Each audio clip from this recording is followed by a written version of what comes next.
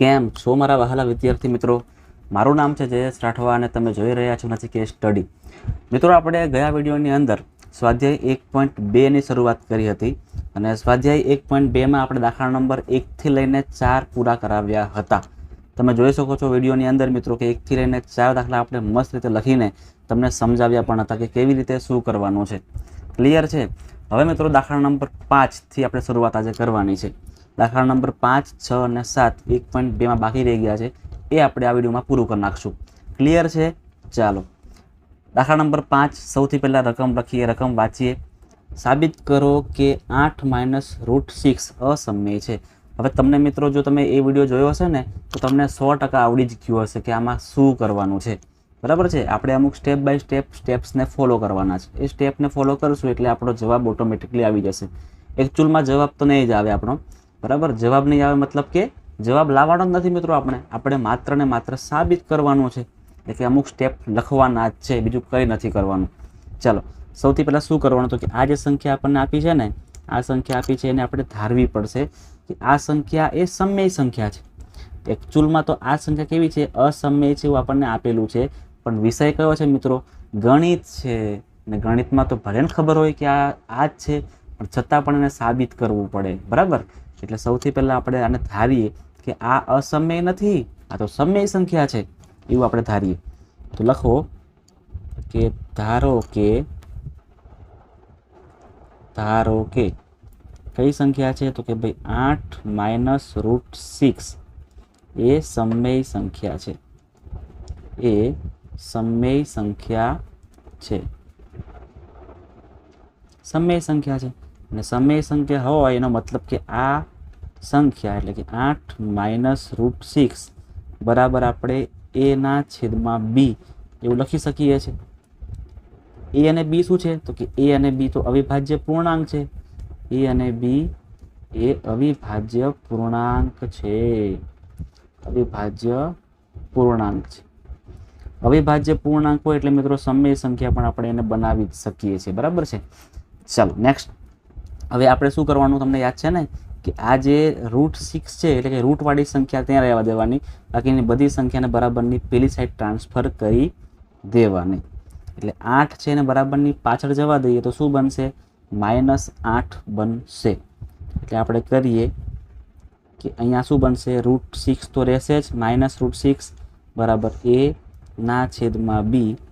8 પ્લસમાં છે હવે માઇનસમાં થશે. છેદમાં કરી દઈએ આપણે અહીંયા 1. હવે કરી દઈએ ક્રોસ ગુણાકાર. -√6 ના -√6 1 ગુણ્યા a કરો એટલે a થાય, -b ગુણ્યા 8 કરો એટલે 8b થાય અને છેદમાં b ગુણ્યા 1 કરો એટલે b થશે. બરાબર છે? હવે શું કરીએ તમે મિત્રો જોજો. હવે યાદ રાખજો કે જ્યારે પણ આ નિશાની માઇનસમાંથી પ્લસ કરવું હોય ને તો આપણે આને ચેન્જ કરવાનું. એટલે આને પણ હવે પ્લસમાંથી માઇનસ કરવું પડે અને આને માઇનસમાંથી પ્લસ કરવું પડે. છેદમાં કોઈ લેવી દેવી છે નહીં. એટલે શું થશે અહીંયા તો કે અહીંયા √6 બનશે ને એટલે અહીંયા એ જે પ્લસમાં તો એ માઇનસ બનશે એટલે -a. 8b માઇનસમાં હતા ને હવે +8b થશે અને છેદમાં તો કંઈ ફેર પડશે નહીં. ચલો, આટલું ક્લિયર થઈ ગયું મિત્રો. તમે જ્યારે સ્ટેપ કરો ને તો આવું કરવાનું ભૂલતા નહીં. હું કદાચ ભૂલી જાઉં પણ તમારે તો કરવાનું જ છે. બરાબર? કારણ કે એક્ઝામ તમારે આપવાની છે, મારે નથી આપવાની. અહીંયા આવી રીતે તો અથવા તેથી ની નિશાની મૂકો તો સારામાં સારું. બરાબર છે? શું લખવાનું હવે તો તમને ખબર છે કે ભાઈ b એટલે કે a, b અને 8 કેવી સંખ્યા છે? અવિભાજ્ય પૂર્ણાંક સંખ્યા છે. લખી દઈએ આપણે કે હવે a, b અને 8 એ અવિભાજ્ય પૂર્ણાંક છે. અવિભાજ્ય પૂર્ણાંક છે. તેથી અત્યારે જે આપણને મળ્યું ને, શું મળ્યું તો કે ભાઈ આ મળ્યું 8b - a ના છેદમાં b. આખું જે પદ છે એ સમય સંખ્યા થાય. સમય સંખ્યા પણ કહી શકાય. સમય સંખ્યા થાય. પરંતુ સામેની સાઈડ તો √6 આપેલું છે. શું આપેલું છે? √6 આપેલું છે. હવે તમે કહેશો કે √6 એ તો અવિભાજ્ય સંખ્યા ક્યાં છે? એ તો છે જ નહીં અવિભાજ્ય સંખ્યા, બરાબર? તો સમજો, સમજાવું છું કે √6 ને આપણે શા માટે કહી શકીએ અવિભાજ્ય સંખ્યા? કારણ કે આના જો ભાગ કરીએ ને તો √3 ગુણ્યા √2 થાય, અને આ √3 પણ અવિભાજ્ય સંખ્યા અને √2 પણ અવિભાજ્ય સંખ્યા. અવિભાજ્ય સંખ્યાની ઉપર વર્ગમૂળ કરીએ તો શું બનશે? અસમય. તેથી √6 પણ કેવી બનશે મિત્રો? અસમય જ બનશે. ક્લિયર છે? ચાલો લખીએ. પરંતુ √6 એ અસમય સંખ્યા છે. અસમય સંખ્યા છે.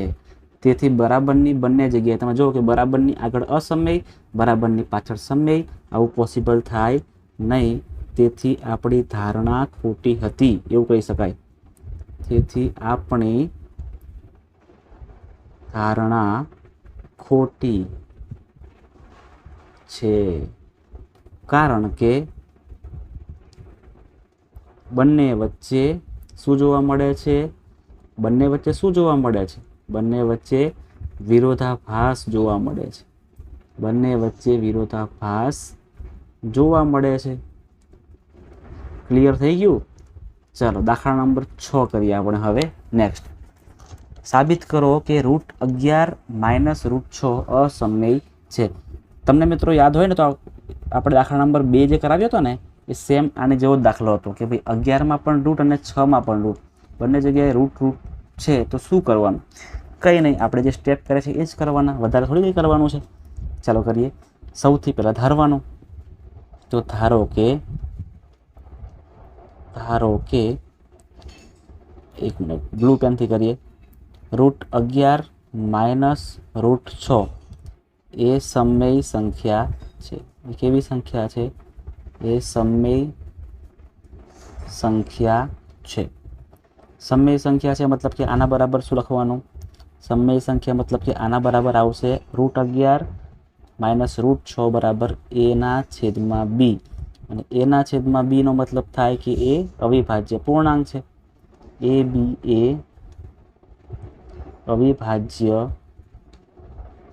અવિભાજ્ય પૂર્ણાંક છે. ચાલો થઈ ગયું ક્લિયર? હવે આપણે √6 ને બરાબરની પાછળ જવા દેવાનું. √6 ને પાછળ જવા દેવાનું એટલે કે √11 બરાબર a/b તો છે જ, પણ આ -√6 છે એ હવે +√6 થઈ જશે. હવે શું કરશું મિત્રો? આપણે તો હવે જે છે ને આપણે આનો કૌંસ કરીને વર્ગ કરીએ, કારણ કે આપણે રૂટ નિશાની કાઢવી છે. રૂટ કાઢવા માટે આપણે આનો સ્ક્વેર કરવો પડે. તો √11 નો સ્ક્વેર કરો એટલે 11 થઈ જાય, બરાબર પહેલા પદનો સ્ક્વેર +2 ગુણ્યા પહેલું બીજું પ્લસ છેલ્લા પદનો સ્ક્વેર કરવાનો. પહેલા પદનો સ્ક્વેર એટલે કે a²/b² થાય, +2 ગુણ્યા પહેલું બીજું એટલે 2√6 a/b પ્લસ છેલ્લા પદનો સ્ક્વેર એટલે કે 6 થઈ જાય. ત્યાર પછી શું કરશું? તો ત્યાર પછી મિત્રો આપણે જે 6 છે એને બરાબરની આગળ લઈ આવવા પડે. તો ચલો કરીએ. 11 +6 બરાબરની આગળ આવે તો -6 થઈ જાય. ડાયરેક્ટ પણ કરી શકાય, ડાયરેક્ટ કરી દઈએ આપણે, બરાબર. હવે આપણે વધારે સ્ટેપ નથી કરવા. 11 - 6 કરો તો કેટલા આવશે? અહીંયા 5 બરાબર a²/b² પ્લસ 2√6 a/b. ચલો મિત્રો આપણે શું કરવાનું ખબર છે? આપણે આ √6 ને એકલા કરવાના છે. જે સંખ્યા રૂટમાં હોય ને, યાદ રાખજો કે જે સંખ્યા રૂટમાં હોય એને આપણે એકલી કરવાની હોય, બરાબર છે. એને આપણે એકલા પાડી દેવાના. ત્યાંથી બધી જ કિંમતો શું કરી ઉઠાવીને આપણે આ બાજુ લઈ આવીએ. ચાલો અહીંયા એક લાઈન કરી દઈએ, કારણ કે આપણને જગ્યા ખૂટશે એવું મને લાગી રહ્યું છે. લાઈન અહીંયા કરી દઈએ આપણે, બરાબર છે. ચલો વારાફરતી બધી કિંમતો આ બાજુ લઈ આવીએ. સૌથી પહેલાં આપણે આ કિંમતને બરાબરની આગળ લાવીએ તો આવું બનશે 5 -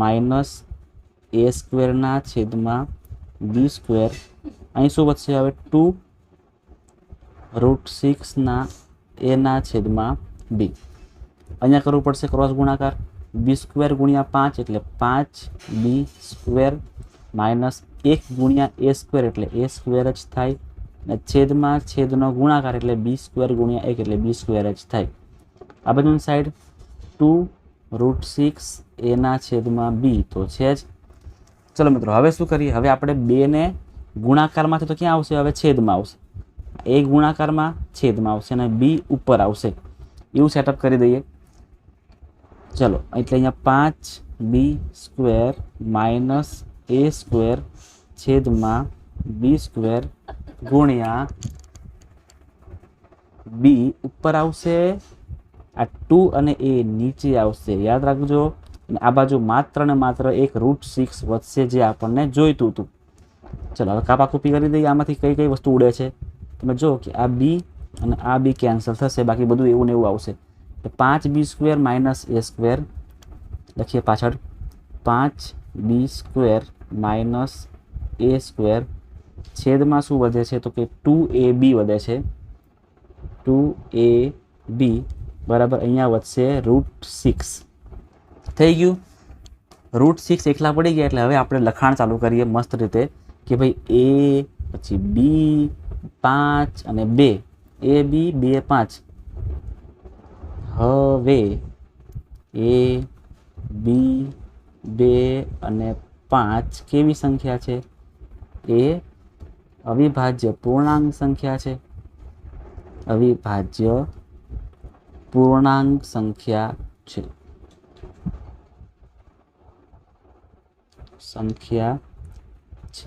તેથી આપણું જે ગ્રુપ બની રહ્યું છે ને, આ ગ્રુપ એ પણ શું કહેવાય, સમય કહેવાય. તેથી આપણું જે ગ્રુપ છે 5b² માઇનસ a² ના છેદમાં 2ab એને શું કહેવાય, સમય કહેવાય. સમય સંખ્યા છે,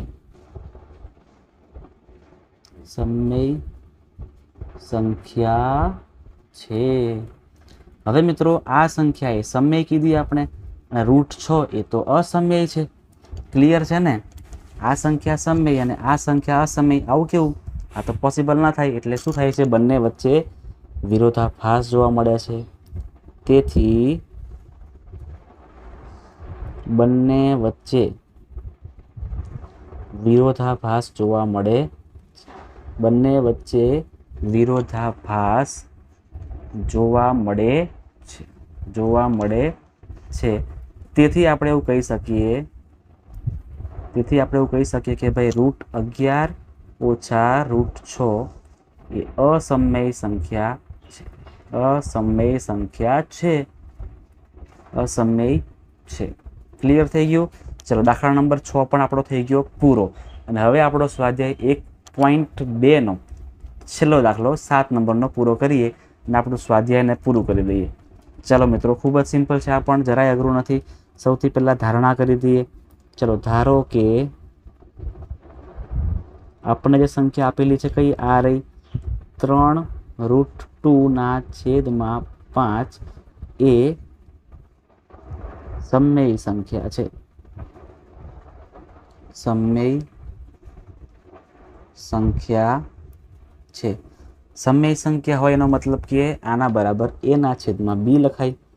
તેથી 3√2 ના છેદમાં 5 બરાબર a ના છેદમાં b કરવાનું. a ના છેદમાં b એટલે શું કહેવાય તો કે a અને b એ અવિભાજ્ય પૂર્ણાંક છે. બધાને મોડે થઈ ગયું હશે, બરાબર છે? એનો તો કહું છું ગોખી જ નાખજો, બરાબર છે? મેથ્સમાં આ વસ્તુ તમારે ગોખવી જ પડશે. પૂર્ણાંક છે, તમારે માત્ર ખાલી આ સ્ટેપ શીખવા પડશે, બાકી તમારે બધું ગોખવું જ પડશે, બરાબર? એટલે યાદ રાખજો. ચલો આને કૌંસ પૂરો કરી દઈએ. હવે મિત્રો આ 5 છે એ છેદમાં છે તો અંશમાં જતા રહેશે, અને 3 છે એ ગુણાકારમાં તો પછી છેદમાં જતા રહેશે. એટલે શું બચશે અહીંયા તો માત્ર ને માત્ર √2 બચશે. 5a થઈ જાય અને છેદમાં 3b થઈ જાય. લો, આપણું કામ થઈ ગયું પૂરું, બરાબર ને? રૂટ સંખ્યા એક સાઈડ આવી ગઈ એટલે આપણું કામ થઈ ગયું પૂરું. લખી દેવાનું કે હવે a b 5 અને 3, a b 5 અને 3 અવિભાજ્ય પૂર્ણાંક છે. અવિભાજ્ય પૂર્ણાંક છે. અવિભાજ્ય પૂર્ણાંક છે એટલે તેથી આમનું આખું જે ગ્રુપ છે ને એ સમય સંખ્યા બની શકે. તેથી આ જ આખું ગ્રુપ છે 5a/3b એ સમય કહેવાય. સમય સંખ્યા છે.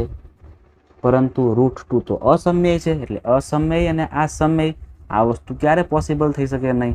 બરાબર, એટલા માટે આપણી ધારણા જ ખોટી હતી. અને √2 એ અસમય સંખ્યા છે. અસમય સંખ્યા છે. તેથી બંને વચ્ચે વિરોધાભાસ જોવા મળે છે. વિરોધાભાસ જોવા મળે છે. તેથી આપણી જે સંખ્યા હતી 3√2/5 એ અસમય સંખ્યા છે તેવું સાબિત થઈ જાય છે. પાક્કા પાયે અસમય સંખ્યા છે. બરાબર છે. ચાલો મિત્રો, અહીં આપણું જે સ્વાધ્યાય 1.2 છે એ પણ પૂરું થઈ ગયું છે મિત્રો. મસ્ત રીતે તમને સમજાવેલું છે. તો દરેક વિદ્યાર્થી મિત્રો ખૂબ જ ધ્યાનથી દરેક જે આ દાખલા છે ને એને સમજીને તૈયાર કરજો. એકવાર જાતે પ્રેક્ટિસ પણ કરી લેજો. પ્રેક્ટિસ કર્યા પછી જાતે એકવાર ટેસ્ટ પણ જાતે લઈ લેજો તમારો જાતનો. તમને મિત્રો બધું જ પાક્કું થઈ જાય. બરાબર છે. જે પણ વિદ્યાર્થીઓ ચેનલ પર અને વિડીયોમાં પહેલી જ વાર આવ્યા છે, નવા જ છે, તો ખાસ એ તમામ વિદ્યાર્થીઓ ચેનલને સબસ્ક્રાઈબ કરી નાખજો. વિડીયો તમને ગમ્યો હોય મિત્રો તો લાઈક કરી દેજો. અને તમારા જે પ્રતિભાવ છે મિત્રો, તમને વિડીયો કેવો લાગ્યો એ તમે મને કોમેન્ટમાં જરૂરથી જણાવજો. ક્લિયર છે? તમારા મિત્રો સુધી આ વિડીયોને શેર કરી દેજો, જેથી એ લોકોને પણ બોર્ડમાં અને એક્ઝામમાં હેલ્પફુલ થઈ રહે. તો મિત્રો મળીએ છીએ આપણે નેક્સ્ટ વિડીયોમાં, જેમાં આપણે સ્વાધ્યાય 1 કરાવવાના છે.